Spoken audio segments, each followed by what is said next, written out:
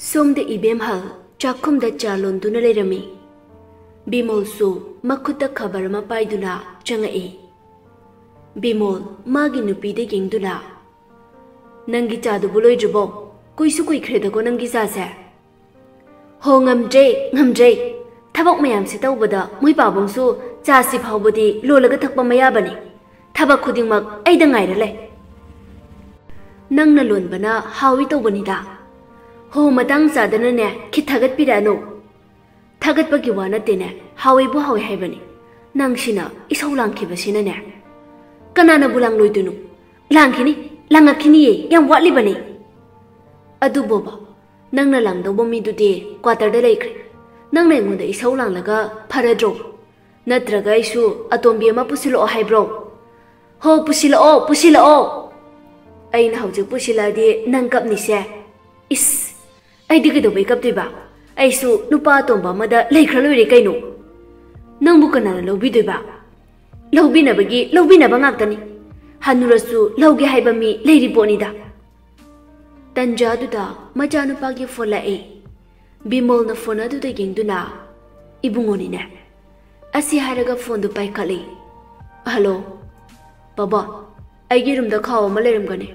Adudo ta chawbada mukta thilan biro. Aibu bakarameba. Ado nangbu mafam du bulai ba haina bro.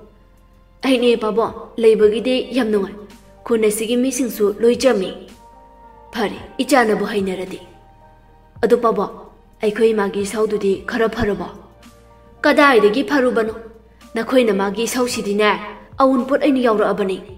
Pabungsu nanginak talak lasira khalibani.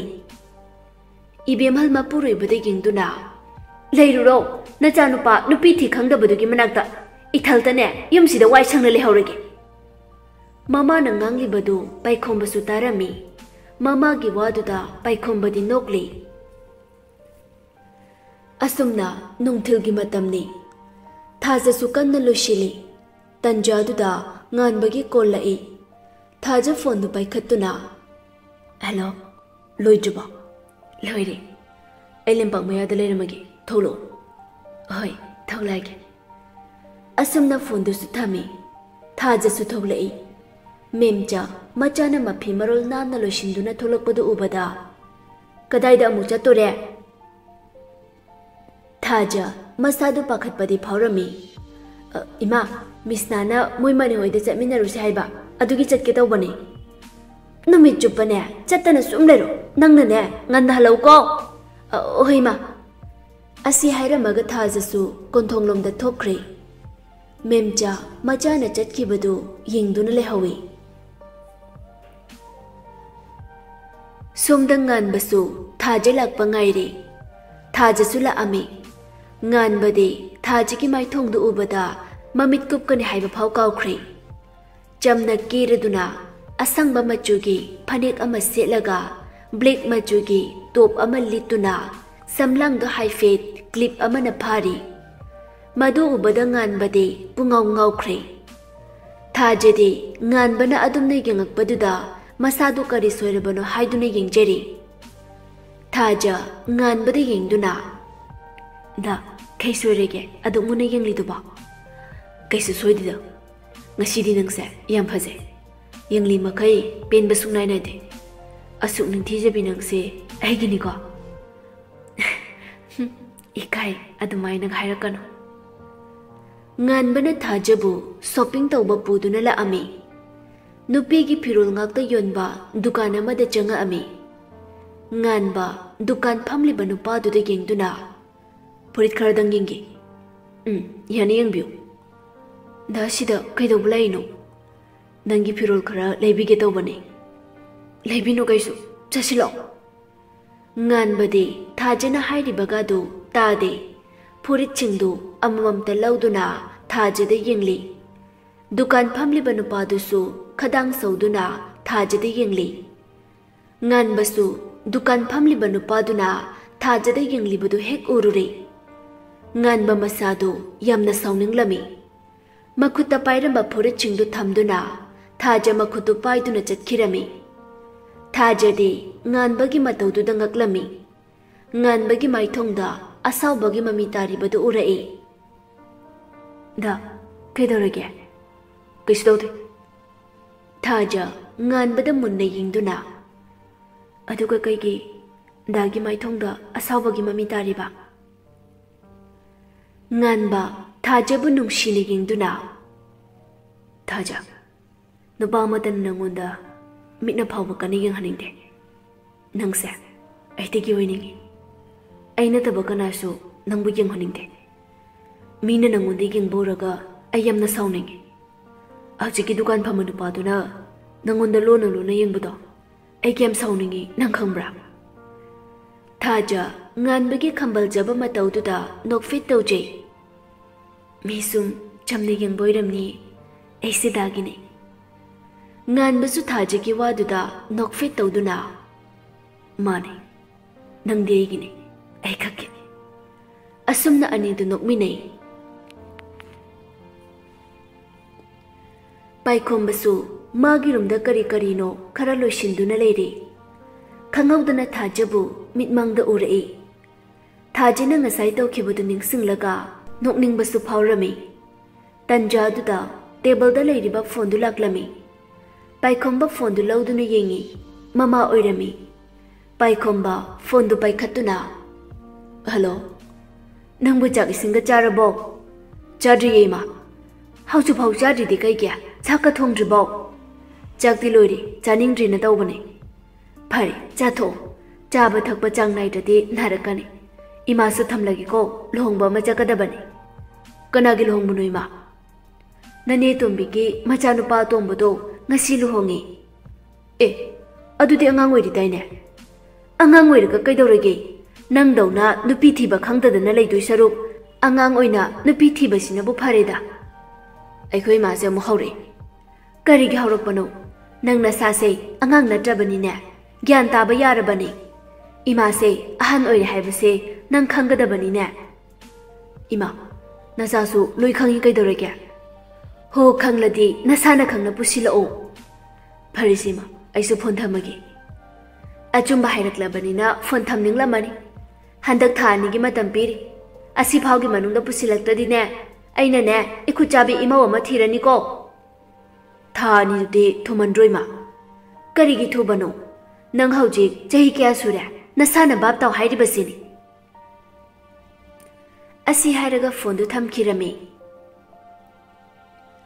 somda chauthoi thabak hala ame radha su imungdagi tholai radha mapuroi bade gingduna moi babo hanbireidana hale hale nachano padi mama naba ma unaruni na jatkibane magi suti su koitre magi flight ticket chu kaklabani moi uncle na su tharo on haira bani radha di macha changkhrani khanbada nungairamde tholokpa su koitre matam khara leijagi sanu kaino aina hina leheningi bani ne mama aikhoi manipur ki irang nangsuena khanglibaduni nongmata kangde aduda adu sirame ada sirame aikhoi mabu senabu sungamde aisu dong hek ngan badagi thabak cha thokpaduna numi tarakan halakli basine moi babong na haibiri budu budi chumba is khangre da tawduise leibak se karam kanda santi purak toino adunani aina thajin khra sai rise pharese cha glass am talolo thabak chat ka dabsu yamna leire hoi ai lonjerak lage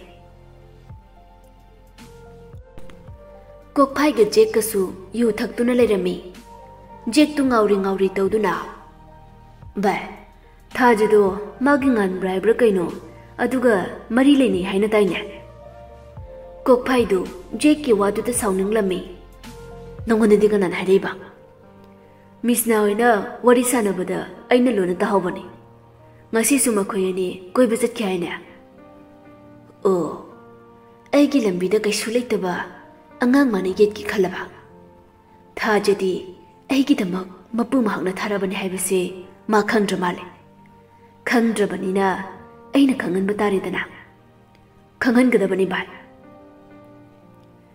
thajagi damak kokphai karai phawbo tawbu ngami haibado ngasidi khangan batare dana nganbaga thajaga su shopping tawbu loituna fast food amada changai nganbana chanaba order tawkhri Thajadi akoibudu kuyeng yengli. Magi mataududa nganba nokfet tauraduna. Kaidano nangda yengli tuba. Da, halasi, thengeba. Horeni mana mo ngangani. Thengoi, thengda thenglaga aikhoidayna pura lori. Aduna bu phari. Nungsibinangi maithongsa mikup khuding unaba. Is, ngamjakiroi. Aikoi adugi matamga wajari. Aduda, ibani mari lene haibasa. Mabu oina khangkiba thokladi kamain tawne. Khangoi, khanglasu kaidawe haiga. Miloi koinari sidi. Ibani khak koinabro siba. Da, mabu khoina aibu mamoi ba kaisu pamla. Aidi laire bini. Adugi sumathakta aikhoi babana da hoi pabungi driver amagi machanupibu kanana mama oiningnya. Driver gi machanupidi nungsinaba yade haiba leibro. Thaja khwaidai maru oidibadi thamoi singbaduni. Dadi laire ina khunbagi khenaba karisu leite. Sendi talaga phangi. Icham chamjabana tawduda dana nangbu nungsikhibani. Tanjaduda chanaba puduna nupa ama changai.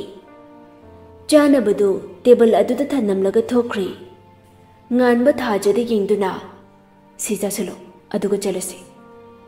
Thaja chanabaduda yingduna Da sibu kainu chicken jawni nangbu chicken chadro chai charo. Thaja folk tu lauduna chaw koli kot pa haidraduna amuk tarai. Nganbade thajiki mataududa nokfet tawna yingduna chabai traba. Haidre aikotke henguko Asi haiduna koli. Thajasu nganbana koli badu munni yengi. Nganba thajada amuk yingduna. Haidadra. Nang amuk kolo yengi. Thaja amuk koli. Adubu hairamde. Nganba nokfet. Dawina inbiragise. Asi haiduna chawdu kotuna. Thajada ilami. Nokfet amuk tawduna. Ahawra. Mhawi. Da amuk charo. Nganba chawdu kotuna. Fogtu thajada pi. Se, ilo. Thaja ikaina fogtu lauduna nganbada ilami. Nganbasu thajana ilakpadu hauna jari. Thaja nokfet. Hawra. Hawi. Makhoi anigi mataududa fast food aduda lairamba misingdu makhoi anida yenglaklami. Makhoi anigi nungsinaba mataudu ubada kalaknarami. Memchasu hingkolda thabak suduna leirami. Tanjaduda konthonglomdagi lukhoisu changai. Memcha lukhoi changakpadu ubada Mama lakbiridana. Lukhoi memchada laktuna. Mama lakle ibungu rajandi leitabra. Mama madi thabak chathokre. Ehe aidi maga warimta sanagena lakpani. Karam kandadi halakane. Mama chang naide. Numita basu yawi. Aingonda haiba yaba wairde haibiramo. Ai horen malak laga tamjaragi. Nangonda hairasu ye kaisu kaide. Sumai tawbani. Laugi patado aingonda bandop laibani. Adu halu haigena mama lakpani.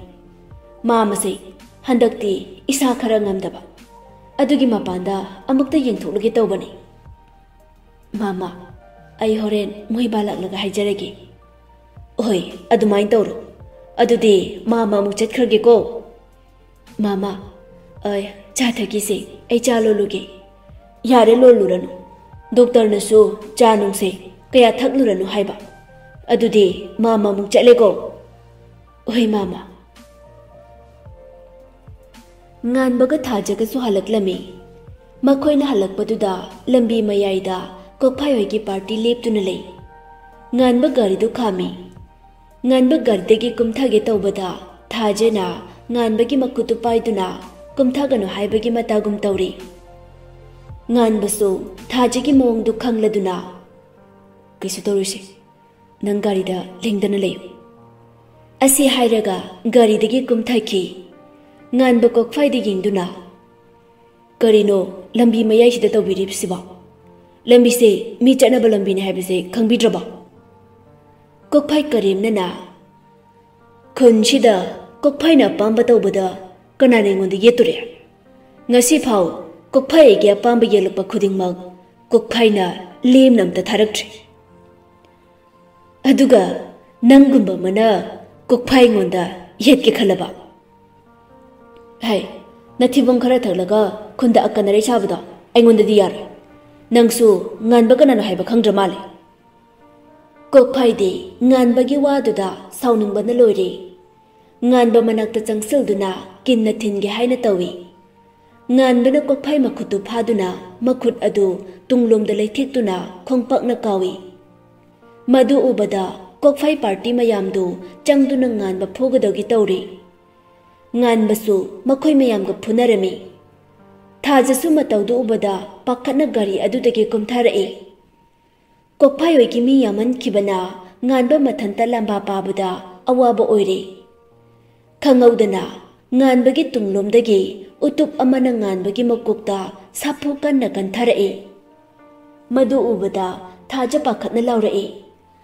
danganba nganba makoktagi angangba ikheng chentharai makoktu sungaurami thaja nganbagi manaktamna chenshilai adubu nupa kharana thajagi makhutu fai thaja makhutu kanthokna bahotnajai adubu ngamlamde kokphai nganbagi manakta changsilaktuna karimnaba minok ama noklaga ngakha nangnasu kokphai de singnaba sardana hojikti kari sare thaja kaptuna kokphai di yingduna da kokphai danganbagi kari maralno mabu thadokbiyo kokphai thajigi manakta changsilaktuna thajigi maithongda tariba samlangdu makhutna haigatli thajadi hainaramde kokphai karimnana aina haibado nangna phajana yaramadi sithokidra nangdi aigini kanagi soibi yar nangbu aigi oiba phangdrabadi kanagi so ohelor thaja ai nangbu yamna nungsi nangi nuksibada angauba haibado ai oire thaja kokphai gi waduda saununglami saunungba pumba phatharaduna da kokphai ai buna chalmakne khanbiyo ai gi su nungsina jaba mi leye nangbu ai gi icha thangnaba mi kupta sauna amuk yingduna nangna nushirba mi sakse maksinatra ase haiduna nganbada makhutna theli nganbade makokta kanna thongkibana gyan mangduna tari kokphai mabukta yepliba thangdu satoktuna adudi nahakna nuksijariba mahakki thawaise nangina mamoktada lawba taridana asi haiduna thang adu paiduna nganba manaktamna jangki da kokphai adumaina tawno kana kana lege aikhoi babukta kanbiyo haina kanna lawrami nupa amana thajigi machindu menchili kokphai nganba munna yinglaga ngasidi nangi aroiba numit lakli asi haiduna thang aduna nganba buthilge haina hek torokpaga kokphai gi makuttu khangpha pharai kokphai makhut pharakli baduda yenglai paikhomba oirami thajadi paikhomba lakpaduda pakhat pakharadi pharami kokphai paikhomba mit khana yingduna nangarano aigi lambida ayet papi gi khanganu nange phabore aigi khuji thado paikhomba kokphai de yingduna phatrabana khoibu warak pinaba tharakpani asi haiduna kokphai bu khongpakna kaurami kokphai da khongpakna kawbudu uraga nupa mayamda su chenchilai paikhomba makhoi mayamga lamba tawri thajasu mabu phariba nupa singdugi makhutu chiktuna nganbagi manakta chenchilai nganba mamaidu paiduna danganba makoktagisu ile palaitana tarai paikhomba makhoi mayam phurami makhoi mayamdu su chenkhirami kokphai su paikhomba da khudombi singnaduna chatkirami paikhomba su nganba soktuna taribadugi manakta changai thaja kaptuna paikhomba yingduna doctor danganbagi thawai mukta kanbiyo ai doctor gi khong paisu paijege adumai haiganu doctor khoina leiribase anaba mayam yengnabani. Asi haiduna nganba bu magi leifam tana purai. Nganba asokpadu yengli